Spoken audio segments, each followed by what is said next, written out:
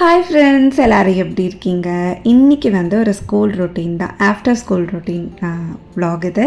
பசங்க ஸ்கூல்லேருந்து வந்ததுக்கப்புறமா என்னென்னலாம் சேட்டை பண்ணுறாங்க, நான் என்ன பண்ணுறேன், அதுதான் உங்களோட நான் இன்றைக்கி ஷேர் பண்ணிக்க போகிறேன். தக்ஷு வந்து ஸ்கூல் விட்டு வந்ததுக்கப்புறமா அந்த டைனிங் டேபிளில் வந்து உட்காந்துருவார். ஃபஸ்ட்டு வந்து பூஸ்ட்டு, அதுக்கப்புறம் ஏதாவது ஸ்நாக்ஸு, ஏதாவது ஒன்று நான் வந்து பண்ணி கொடுத்துட்டே இருக்கிற மாதிரி தான் இருக்கும். ஸோ இப்போ வந்து கொஞ்சம் இந்த ஸ்டிக்கர்ஸ்லாம் ஒட்டினதுக்கப்புறமா ரொம்ப ப்ளசண்ட்டாக இருக்குது. கிச்சனில் நின்று வேலை செய்கிறதுக்கே புதுசு இல்லையா, கொஞ்ச நாள் அப்படி தான் இருக்கும். அப்புறமா நமக்கு அது போர் அடிச்சிடும், அடப்போ அப்படின்னு ஆகிடும். ஸோ அதனால் அங்கே நின்று நிறைய வீடியோஸ் எடுக்க இப்போ எனக்கு ரொம்ப பிடிச்சிருக்கு. அதனாலேயே வந்து இப்போ நிறைய எடுத்துகிட்ருக்கேன். இப்போ ஃபஸ்ட்டு வந்து மித்துனுக்கும் தக்ஷுக்கும் வந்து பூஸ்ட் கொடுத்துருவேன். கரெக்டாக வந்து நான் சொல்லியிருக்கேன், தக்ஷு வந்து ஒரு ½ அன் ஹவர்லேயே மித்தனும் வந்துடுவான். ஸோ அவனுக்கு வேண்டி தான் இப்போ நான் ரெடி பண்ணிகிட்ருக்கேன். ரொம்ப பசிக்குது அப்படின்னாங்கன்னா தயிர் சாதம் வந்து கேட்பாங்க, அது கொஞ்சம் மிக்ஸ் பண்ணி 2 பேருக்கும் ஊட்டி விட்ருவேன். இல்லாட்டி மித்துனுக்கு வந்து சாம்பார் சாதம் ரொம்ப பிடிக்கும். சூடாக சாப்பிட்றான் அப்படின்னா அதுவும் நான் ஊட்டி விட்டால் தான் சாப்பிடுவான். ஸோ என்னோடய ரொட்டீன் எப்படி இருக்குன்னா, அவங்க வந்ததுக்கப்புறமா அவங்களுக்கு ஏதாவது ஸ்நாக்ஸ் பண்ணி கொடுத்துட்டு கொஞ்சம் பாத்திரம்லாம் இருக்கும், அதெல்லாம் எடுத்து வச்சுருவேன். ஸோ இந்த மாதிரி ட்ரை பண்ணி எடுத்து வைக்கும்போது கொஞ்சம் கரப்பான்பூச்சி கண்ட்ரோல் ஆகிருக்கு. நிறைய பேர் நல்ல நல்ல டிப்ஸ்லாம் சொல்லியிருந்தீங்க, அதெல்லாம் நான் இப்போ கொஞ்சம் ஃபாலோ பண்ணிகிட்ருக்கேன். ஓரளவுக்கு பரவாயில்ல, கம்மியாகிருக்கு. ஆனால் ஃப்ளாட்ஸ் பொறுத்த வரைக்கும் நம்ம வந்து கம்ப்ளீட்டாக அது வந்து அவாய்ட் பண்ண முடியாது. கொஞ்சம் அது வர்றதை நம்ம தடுக்கலாம். அது வந்து நான் இப்போ பண்ணிகிட்ருக்கேன். நீங்கள் சொன்ன டிப்ஸ் எல்லாம் எடுத்துகிட்டு நான் சொல்லியிருந்தேன், என்கிட்ட இருக்கிறது மோஸ்ட்டாக எல்லாமே இந்த மாதிரி கொஞ்சம் ட்ரைப்ளைன் வெசல்ஸ் தான் இருக்கும். ஸோ இது எல்லாமே உங்களுக்கு ரொம்ப நல்லாயிருக்கும், அடி பிடிக்கவே பிடிக்காது. இதோட லிங்க்லாம் கிடச்சிது அப்படின்னா நான் இந்த வீடியோவில் ஆட் பண்ணுறேன் டிஸ்கிரிப்ஷனில். நீங்கள் வந்து உங்களுக்கு வேணும் அப்படின்னா நீங்கள் பர்ச்சேஸ் பண்ணிக்கலாம். ஒரு சிலது வந்து நமக்கு இண்டக்ஷனில் யூஸ் பண்ணுற மாதிரி இருக்கும், இண்டக்ஷனில் யூஸ் பண்ணாத சில வெசல்ஸும் இருக்கும், யூஸ் பண்ண முடியாமல் இருக்கிற சில வெசல்ஸும் இருக்கும். இந்த சாஸ்பேன் வந்து ரொம்ப யூஸ்ஃபுல்லாக இருக்கும். நம்ம ஏதாவது கொஞ்சமாக நூடுல்ஸ் பண்ணுறோம், கொஞ்சமாக இல்லை, இதில் நிறையாவே பண்ணலாம். நான் வந்து இதில் நூடுல்ஸ் பண்ணுவேன், இல்லை ஏதாவது பாயசம் வைக்கிறதா இருந்தால் வைப்பேன். இல்லாட்டி ஸ்வீட்ஸ், அடிகனமான பாத்திரம் வேணும் நமக்கு ஸ்வீட்ஸ்லாம் பண்ணுறதுக்கு, அதெல்லாம் நான் வந்து அது ட்ரை பண்ணியிருக்கேன். ஒரு 2-3 பேர் கேட்டிருந்தீங்க, நீங்கள் கிச்சன் வந்து எப்படிக்கா க்ளீன் பண்ணுவீங்க, ஸோ உங்கள் ரொட்டீனில் அது எப்படி நீங்கள் ஆட் பண்ணிப்பீங்க அப்படின்ட்டு. ஸோ இப்போ நான் இப்போது பாத்திரம்லாம் எடுத்து வைக்கிறேன் பார்த்தீங்களா, அப்பப்போ எனக்கு எப்போல்லாம் டைம் கிடைக்குதோ டக்குன்னு இதை எடுத்து அப்படியே தட்டி வச்சுடுவேன். மொத்தமாக எல்லாத்தையும் எடுத்து தேய்ச்சி க்ளீன் பண்ணுறது அதெல்லாம் என்னால் முடியாது. அப்படி வந்து நான் பண்ணவே மாட்டேன். அப்படிலாம் பண்ணும்போது நமக்கு வந்து ரொம்ப டயர்டாகிடும். அப்புறம் அடுத்த வேலை என்னால் எதுவுமே செய்ய முடியாது. அதனால் நான் எப்படி பிளான் பண்ணிப்பேன் அப்படின்னா, இப்போ கவுண்டர் டாப்க்கு கீழே இருக்கிறது ஒரு நாள் வந்து கம்ப்ளீட்டாக க்ளீன் பண்ணிவிடுவேன். அதுக்கப்புறம் மேலே இருக்கிற ரேக்ஸ் எல்லாம் ஒரு நாள் க்ளீன் பண்ணுவேன், அந்த மாதிரி பண்ணிப்பேன். ஸோ இதெல்லாம் வந்து இப்போ வந்து நாங்கள் போட்டது, இதெல்லாம் மட்டும் நான் மாற்றினேன். இந்த கட்லரி ஸ்டாண்ட்ஸ் எல்லாமே மாற்றிட்டேன். ஏன்னா நான் வரும்போது பார்த்திங்கன்னா இதெல்லாம் கொஞ்சம் துரு பிடிச்சிருந்தது. ஸோ அதனால் இது லைஃப் டைம் வாரண்ட்டி, இது கொஞ்சம் ஓல்டு மாடல் தான். ஸோ இந்த இதுக்கு இப்படி தான் போட முடியும். நம்ம இப்போ புதுசாக வீடு கட்டுறோம் அப்படின்னா டேண்டம் ட்ராயர்ஸ் அந்த மாதிரி போகலாம். எனக்கு வந்து ஆக்சுவலாக டேண்டம் ட்ராயர்ஸ் போடணும் அப்படின்னு தான் எனக்கு ஆசை. ஸோ இந்த கிச்சனில் வந்து இப்போதைக்கு இப்படி தான் நம்ம பண்ண முடியும். ஸோ இன் ஃப்யூச்சரில் நமக்கு ஏதாவது ஆப்ஷன் இருந்துச்சு அப்படின்னா மாற்றிக்கலாம். ஸோ அப்பப்போ நான் வந்து க்ளீன் பண்ணுறதுனால இந்த கரப்பாம்பூச்சிலாம் ரொம்ப இல்லாமல் இருக்குது, இப்போ கொஞ்சம் கண்ட்ரோல் ஆகிருக்கு.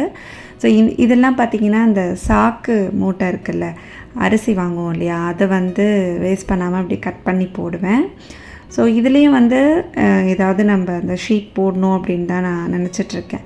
ஸோ இதனால் கூட ஏதாவது கரப்பாம்பூச்சி வருமோ அப்படின்னு எனக்கு தோணுது. நியூஸ் பேப்பர் ஃபஸ்ட்டு போட்டிருந்தேன், ஏன்னா அந்த நியூஸ் பேப்பரை எடுத்தாலே அடியில் அவ்வளோ கரப்பாம்பூச்சி இருக்கும்.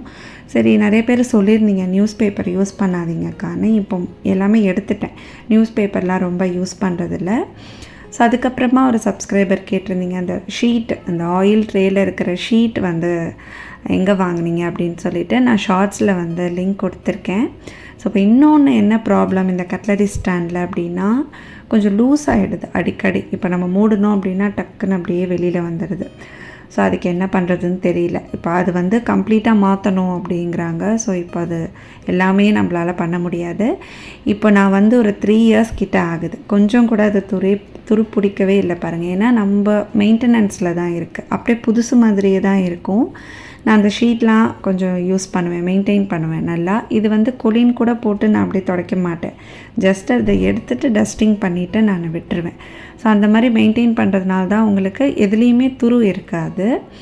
ஸோ நம்ம வந்து கொஞ்சம் அப்படியே ஈரமாக நீங்கள் வச்சிட்டிங்க அப்படின்னா கொஞ்சோண்டு துரு வந்தால் கூட அப்படியே ஃபுல்லாக வந்துடும்.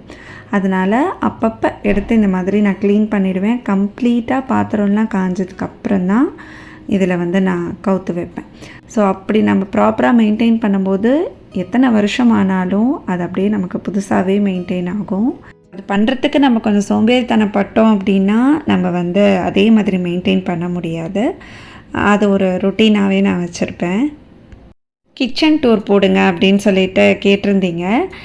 கிச்சன் டூர் வந்து பார்த்திங்கன்னா ஏற்கனவே போட்டிருக்கேன். அதே தான் திரும்ப ரிப்பீட் பண்ணுற மாதிரி இருக்கும். அதனால தான் நான் எடுக்கலை. அதோட லிங்க் வேணால் நான் உங்களுக்கு கொடுக்குறேன். நீங்கள் வந்து செக் பண்ணி பாருங்கள், சேனலில் இருக்கும்.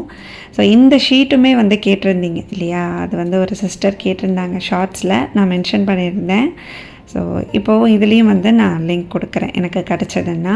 இதுவும் வந்து நான் வந்த புதுசில் போட்டதுங்க. அதை அப்படியே வந்து நான் வச்சுருக்கேன். அப்பப்போ அழுக்காயிடுச்சு அப்படின்னா இது வந்து வாஷ் பண்ணிக்கலாம். ஸோ இது வந்து நம்ம தூக்கி போட்டு வேறு போடணும் அப்படின்னு இல்லை. சும்மா அப்படியே ஒரு ப்ரஷ் வச்சு இப்படி தேய்ச்சிங்க அப்படின்னா போதும். அழுக்கு இருந்துச்சு அப்படின்னா அப்படியே சூப்பராக ரிமூவ் ஆகிடும்.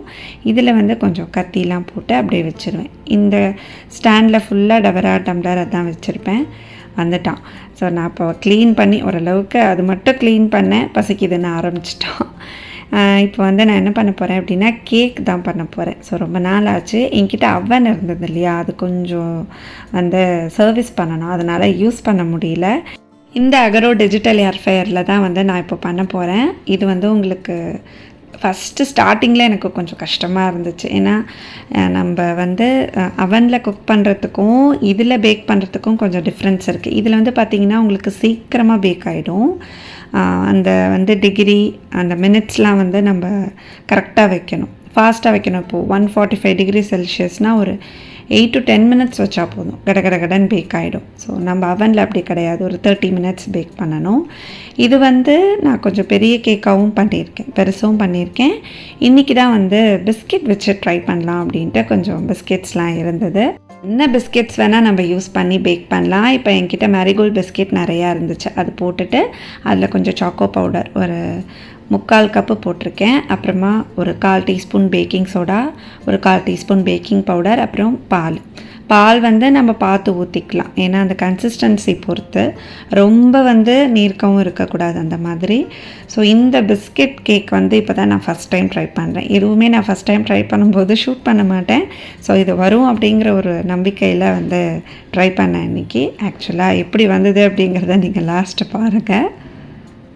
ஸோ இப்போ நான் இதில் பேக் பண்ணும்போது 145 டிகிரி செல்சியஸில் 15 மினிட்ஸ், அதுக்கும் வந்து கம்மியாக கூட வைக்கலாம். ஏன்னா இப்போது என்கிட்ட அந்த கப் கேக் மோல்டு வந்து இருந்துச்சு. இதில் வந்து டக்குன்னு வைக்க முடியல. நல்லா ப்ரௌனி பண்ணுவோம் இல்லையா, அந்த மோல்டில் வந்து நான் பண்ணேன் இன்றைக்கி. இந்த வீடியோ எடுக்கும்போது இவனை வச்சுக்கிட்டு அப்படி சேட்டை பண்ண அன்றைக்கி. இந்த கன்சிஸ்டன்சி பார்த்திங்கன்னா இப்படி தான் இருக்கணும். ஏன்னா பால் வந்து நம்ம அளவாக ஊற்றிக்கலாம். இது வந்து ப்ரௌனி பண்ணுற மோல்டு. ஸோ மோல்டில் அந்த ஷீட் அது இப்போ கப் கேக்குக்கு தனியாக இருக்கும் இல்லையா, அது மாதிரி ப்ரௌனி பண்ணுறதுக்கு நமக்கு தனியாக அந்த மாதிரி கிடைக்கிது. ஸோ சரி அதுலேயே வச்சு பார்த்துடலாம் அப்படின்னு. இப்போ தேவைப்பட்டுச்சு அப்படின்னா இதில் கொஞ்சம் நீங்கள் சாக்லேட் ஏதாவது நடுவில் வைக்கலாம், ரொம்ப சூப்பராக இருக்கும்.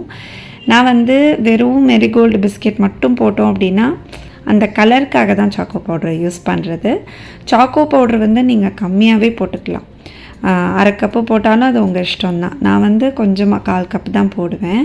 எவ்வளோ பிஸ்கெட்ஸ் இருக்கோ அதை பொறுத்து ஒரு குத்து மதிப்பாக தான் போட்டேன். எனக்கு வந்து கரெக்டாக அளந்துலாம் நான் போடலை. ஏன்னா அப்பப்போ பண்ணி எனக்கு பழக்கம். அதனால் இந்த மாதிரி கேட்கலாம், கப் கேக் அதெல்லாம் வந்து நிறைய தடவை நான் பண்ணியிருக்கேன். நம்ம சேனல்லையும் நான் போட்டிருக்கேன். இப்போ வந்து பெரிய கேக்லாம் ட்ரை பண்ணணும்னு ஆசை. ஆனால் வந்து ரொம்ப நான் ரிஸ்க் எடுக்க மாட்டேன். இந்த மாதிரி சிம்பிளாக தாங்க பண்ணுவேன். ஏன்னா ப்ராப்பராக அதெல்லாம் நம்ம படிக்கலை. அதனால் நமக்கு தெரிஞ்சதை வச்சு நம்ம பண்ணலாம் அப்படின்ட்டு தான். ஸோ எதுவுமே ட்ரை பண்ணோம் அப்படின்னா நமக்கு ஈஸியாக வந்துடும். ஸோ இதில் வந்து நான் இப்போ ஒரு 5-6 தடவை பண்ணி தான் எனக்கு கரெக்டாக வந்துச்சு. இப்போ இதில் பார்த்தீங்கன்னா 145 டிகிரி செல்சியஸில் 10 மினிட்ஸ் வச்சுருக்கேன். இதில் வந்து எல்லாமே சூப்பராக பேக் ஆகும். மற்றதெல்லாம் வந்து இந்த மாதிரி கப் கேக் மோல்டில் வச்சுட்டேன். இப்போ ஒரே ஒரு மோல்டு மட்டும் வச்சா அதில் உட்கார மாட்டேங்குது. இப்போ நான் அடியில் ஒரு 2 மோல்டு வச்சுருக்கேன். அது வந்து நெக்ஸ்ட் பேட்ச்க்கு வைக்கலாம் அப்படின்னு. இப்போ கரெக்டாக வந்து 145 டிகிரி செல்சியஸில் 10 மினிட்ஸ் வச்சேன். எனக்கே ரொம்ப சர்ப்ரைசிங்காக இருந்துச்சு. பரவாயில்லையே, சூப்பராக வந்திருக்கே அப்படின்னு. டேஸ்ட்டு செம்மையாக இருந்தது. ஆனால் வந்து எனக்கு ஒரு பீஸ் கூட தரல. ஃபஸ்ட்டு பேக் பண்ணது கொஞ்சோண்டு எடுத்து சாப்பிட்டு பார்த்தேன். ஸோ இது வந்து பார்த்திங்கன்னா இதில் நம்ம பேக் பண்ணும்போது இந்த கப் கேக் மோல்டு வந்து கம்ப்ளீட்டாக அதில் உங்களுக்கு உட்காரலை. அதுக்காக அடியில் இன்னொரு அந்த கப் கேக் மோல்டு வந்து வச்சு அப்படி வச்சேன் நான். இப்போ அவனில் வச்சோம் அப்படின்னா அதோட ஷேப் வந்து நமக்கு ப்ராப்பராக கிடைக்கும் இல்லையா? ஏன்னா கப் கேக் மோல்டு வந்து நமக்கு அப்படியே டின்னில் இருக்கும். இதை அப்படியே வச்சிட்டோம் அப்படின்னா அந்த ஷேப் அழகாக வரும். ஸோ அதில் எப்படி வரும்னு தெரியல. சரி வைக்கலாம் அப்படின்னு வச்சுருக்கேன். மித்துன் வந்து இப்போ தான் நான் செஞ்ச அந்த பிஸ்கெட் கேக் வந்து ட்ரை பண்ணுறேன். நிறையா வந்து பண்ணி கொடுத்துருக்கேன். வால்நட்ஸு நட்ஸ்லாம் போட்டு. இதில் தேவைப்பட்டால் நீங்கள் நட்ஸ் கூட போட்டுக்கலாம். நான் வந்து டக்குன்னு மறந்துட்டேன் போடுறதுக்கு. நட்ஸ்லாம் போட்டிங்க அப்படின்னா இன்னும் சூப்பராக இருக்கும். நான் தனியாக இன்னொரு நாள் பண்ணி காமிக்கிறேன். நட்ஸ் அப்படின்னா நீங்கள் வந்து வால்நட்ஸு, பாதாம், பிஸ்தா, முந்திரி எல்லாமே வந்து குட்டி குட்டியாக சாப் பண்ணிவிட்டு இப்போ பேக் பண்ணுறதுக்கு முன்னாடி அது மேலே அப்படியே தூவி விட்டு பேக் பண்ணிங்க அப்படின்னா ரொம்ப டேஸ்ட்டாக இருக்கும். இல்லாட்டி பசங்க அப்படியே மேலே இருக்கிறத பார்த்தா சாப்பிட மாட்டாங்க அப்படின்னா உள்ளே போட்டு மிக்ஸ் பண்ணிவிடுங்க. செம்ம டேஸ்ட்டாக இருக்கும். தக்ஷுக்கு ரொம்ப பிடிச்சிருந்தது. இதில் பண்ணதும் ஃபென்டாஸ்டிக்காக இருந்ததுங்க. கண்டிப்பாக அந்த பிஸ்கெட் கேக் வந்து ட்ரை பண்ணி பாருங்கள். இந்த ஒரு குட்டி விலாக் நீங்கள் எல்லாம் என்ஜாய் பண்ணியிருப்பீங்கன்னு நினைக்கிறேன். நெக்ஸ்ட்டு வந்து இன்ட்ரெஸ்டிங்கான விலாக்ஸ்லாம் நிறையா இருக்குது. மிஸ் பண்ணாமல் பாருங்கள். Thank you friends. பாய்.